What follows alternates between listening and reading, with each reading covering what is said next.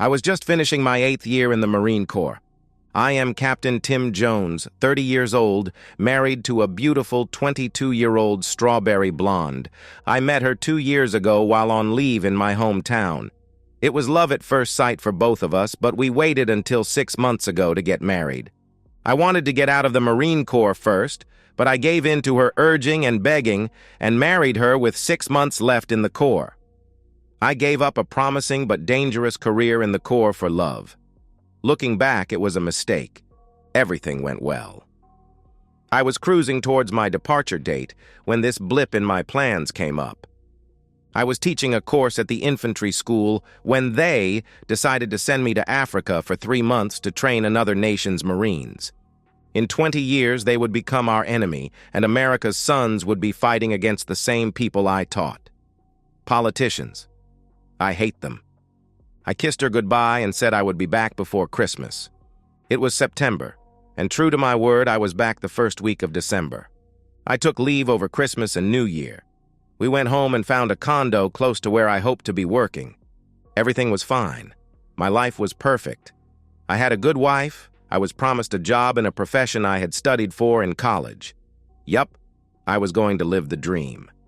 Then there was another blip. I had checked out of the Marines the day before and was at the house we had rented. I was watching as the movers packed and loaded our things into the moving van.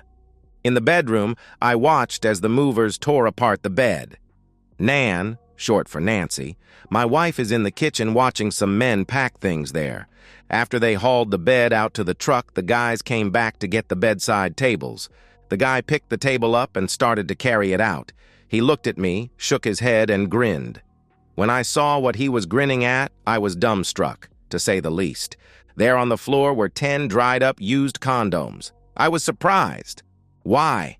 Nan and I had never used condoms. She was on the pill. The men finished in the bedroom and started on the extra room. I shut the door and waited. When the truck was loaded and on its way to Memphis, I called Nan and opened the door to the bedroom. "I am not cleaning this up." She grabbed her mouth and started to cry. "No, oh God, no." She slumped to the floor. "Please understand. It was a one-time fling. You were gone. It just happened. I love you. I was lonely, and it meant nothing to me." "Looks like it was more than just a one-time thing. I count 10 here on the floor," I replied.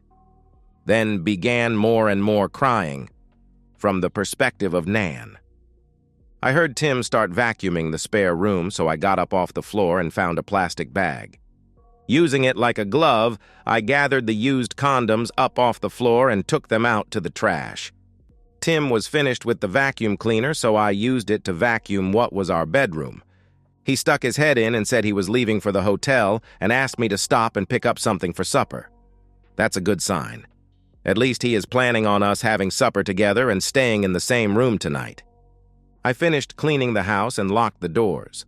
I stopped and picked up some fast food, cheeseburgers, fries, and milkshakes. I got a text that room 135 was in the back of the motel and on the ground floor. The door was open, and I was glad to see there was just one bed in the room, a king. Maybe I could work this out. I decided to make this partly his fault. Maybe with a little luck, I could get him to forgive me. I went in and set the table for supper. Not much was said. No hello, no kisses, nothing. As we were eating, he said, "Want to explain? I was so lonely when you left for Africa. I cried for 2 days.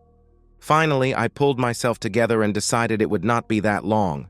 Besides, you were not really in a war zone. You were teaching, like in a classroom. So I got it together and started planning our future together. One Friday morning, I decided to go to the grocery store. As I was driving, I remembered I needed gas. The car started bucking and stopped. I was out. I got out and opened the hood. There was no traffic, but soon a guy on a motorcycle stopped and asked what the problem was. I explained I was out of gas, and he said to get on and he would take me to a gas station. I did, and it was exciting. I had never ridden on a motorcycle in my life. We borrowed a gas can from the station and returned to my car. I tried to pay him, but he refused. Then I asked if he would let me buy him lunch, and he agreed.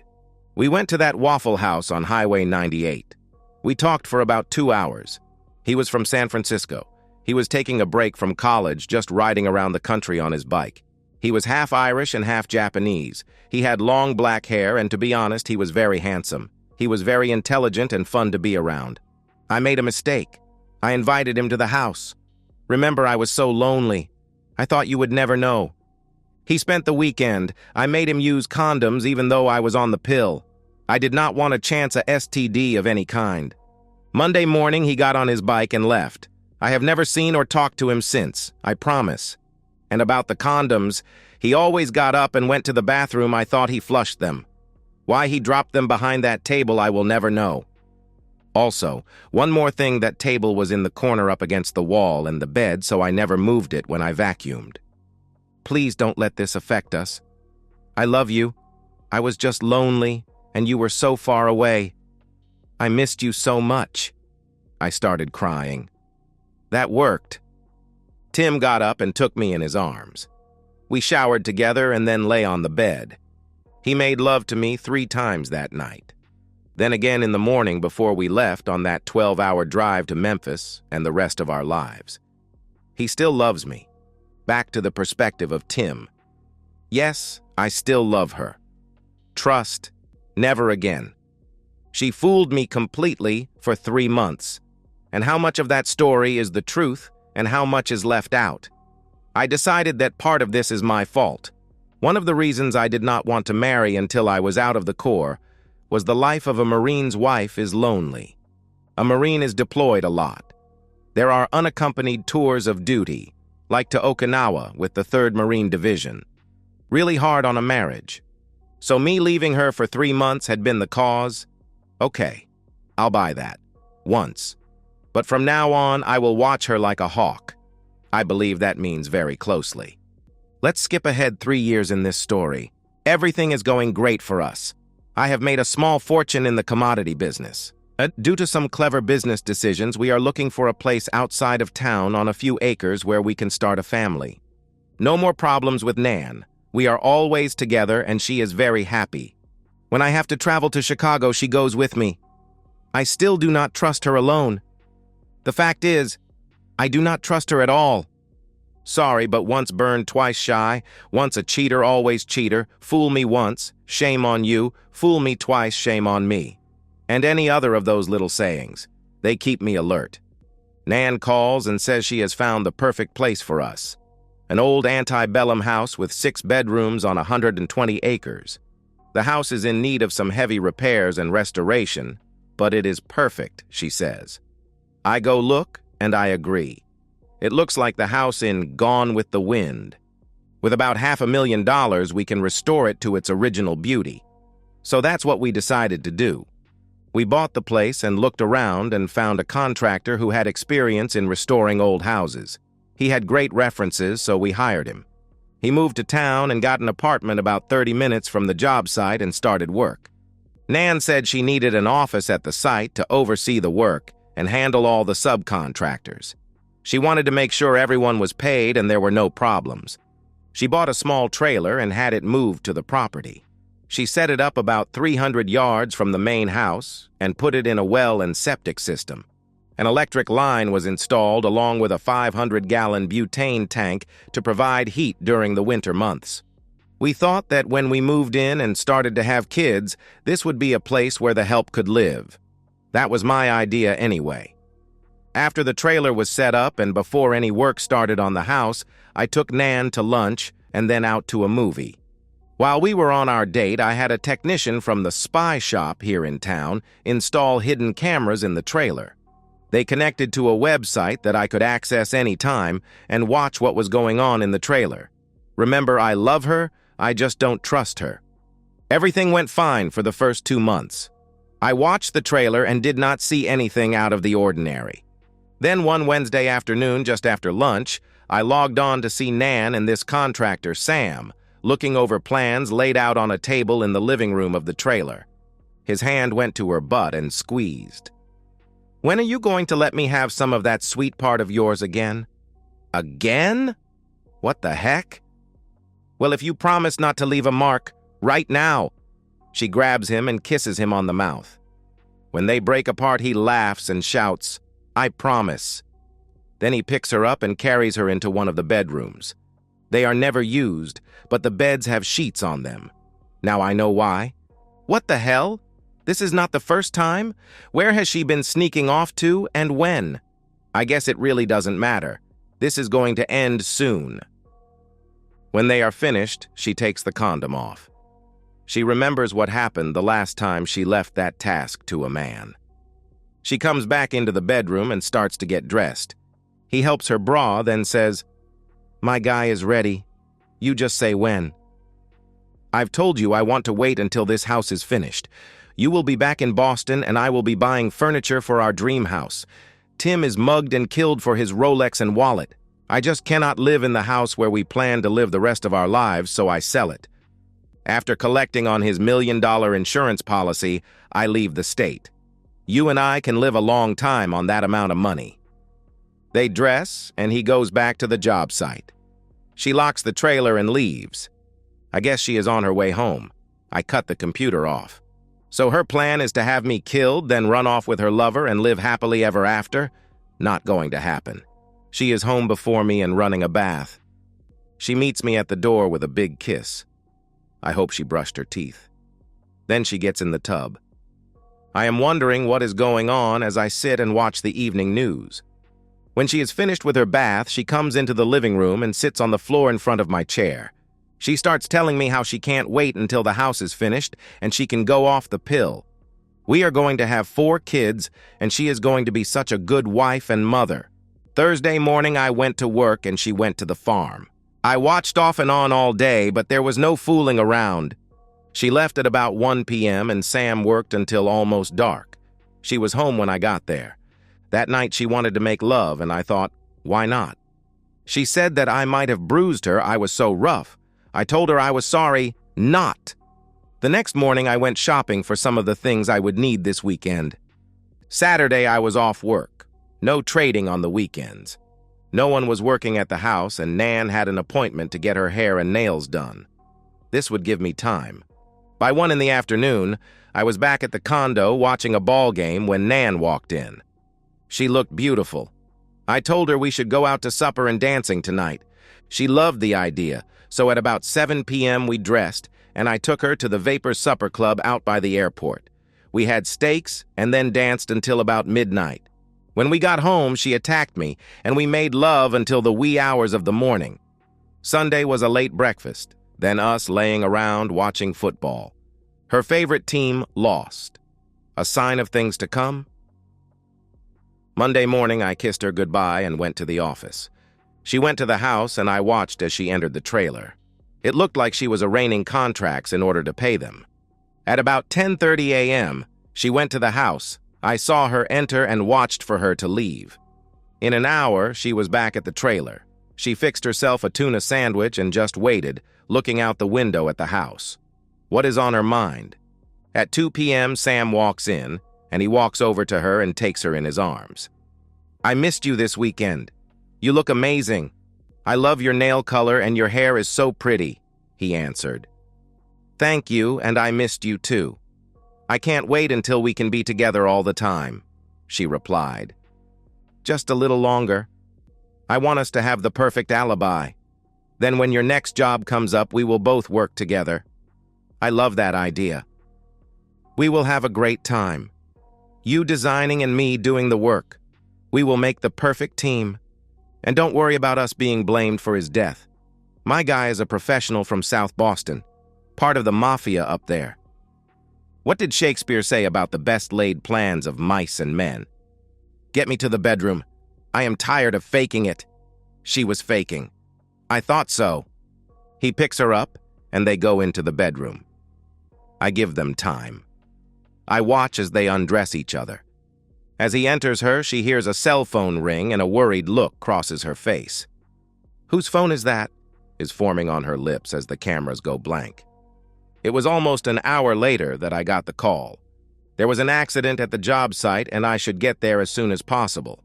I asked to talk to my wife and was told she was not available. "That's the damn truth." I arrived about 30 minutes later. I am met by the volunteer fire chief. He introduces himself and starts to tell me what he thinks happened. I ask about my wife. He says for me to walk with him to the ambulance. She is not there. An attendant tells me to sit down. Then I am told she is dead. I try to cry, but I can't. The tears just won't come. So I started to demand to know what happened. The chief, who I think works at the bank, tells me they believe it was a faulty gas heater.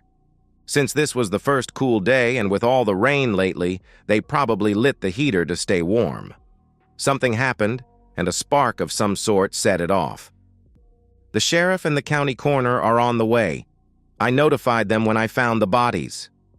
You keep saying they and bodies. Who was with her? I asked innocently. We know it is your wife, and we believe the other person is the general contractor, Sam Billings. This is hard for me to tell you, but you should hear it now. We found them together in bed, naked. They were engaged in making love. He is on top, and they are still... Shit, there is no easy way to say this. They are melted together. He is still having your wife. The coroner is going to have his hands full trying to separate them.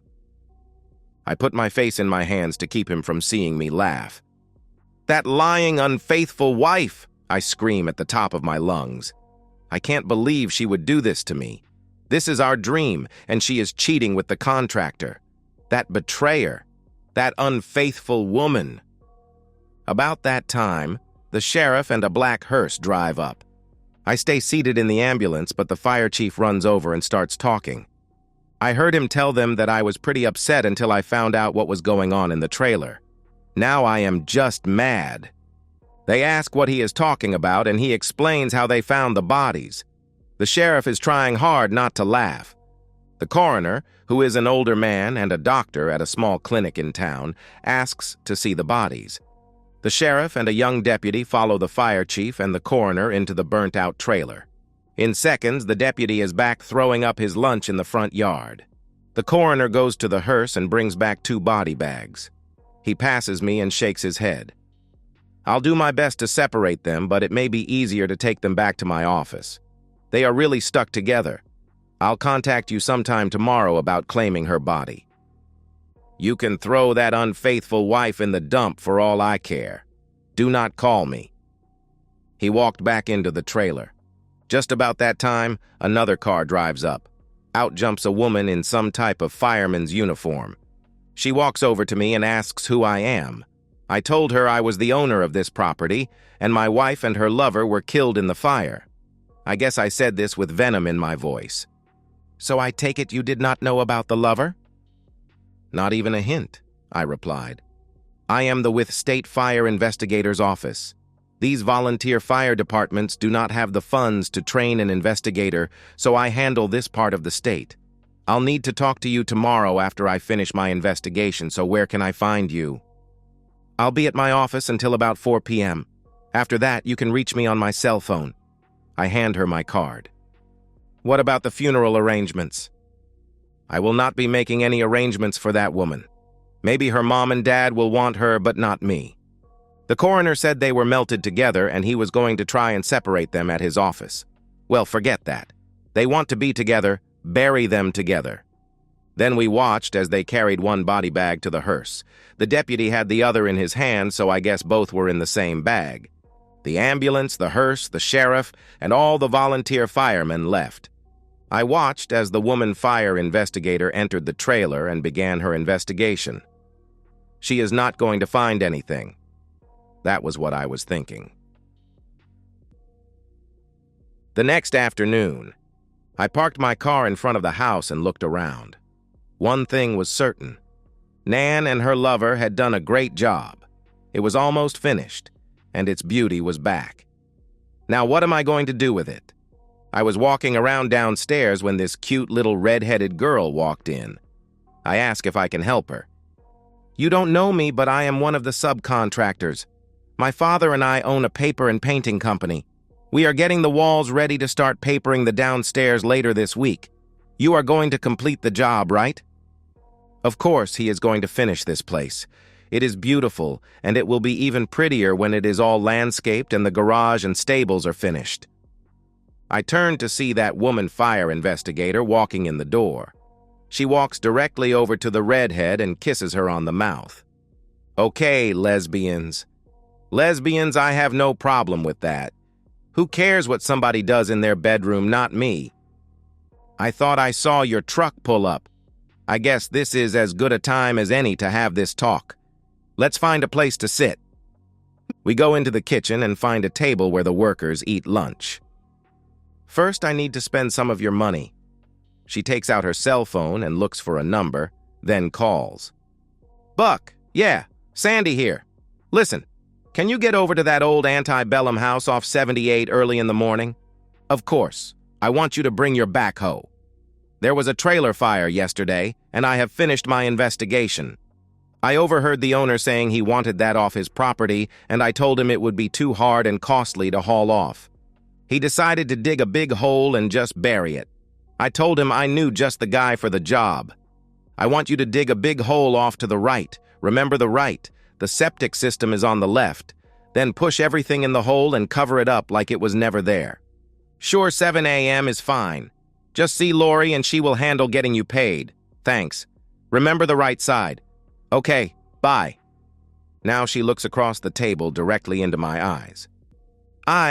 Or rather we, don't want any sheriff or deputy snooping around and finding what I found, do we? I guess not, was all I could manage. I see you have met my partner. She is an excellent painter and paper hanger. I am sure you will appreciate her work. With that, the redhead reaches across the table and squeezes my hand. What the hell is going on? Captain Tim Jones, 8 years in the Marine Corps, EOD unit commander. Hell, you taught at the EOD school in Yuma, Arizona. Then you trained those Nigerians in Africa. I know you were even a special consultant to the CIA, teaching classes on bomb making. And you gave it up for that woman. Bad mistake on your part, but good for us. Oh, before I forget, if I did not know what to look for, I would not have found it. So good work. About now, you are wondering how I know so much about you and your wife, right? Yes, and to be honest, I am a little worried about just what is going on here. Don't be worried. You can handle it. Let's start at the beginning. A year or so ago, I went to a conference of fire investigators. I met a former Marine there and we got to talking over lunch. He was EOD and he had a lot of stories. But the one that stuck with me was about his captain, a man named Tim Jones. He said this guy was the best. He talked about how this captain was such a good teacher. He had taught at the EOD school and even at a CIA training facility. This guy could make a bomb that was almost undetectable, and he used things that you would never suspect. A year later, Lori is explaining how Tim Jones and his wife are refurbishing an old house, and she is going to do the painting and papering. I wondered if it could be the same guy who was in the Marine Corps. I checked you out and found you were the Tim Jones in the stories.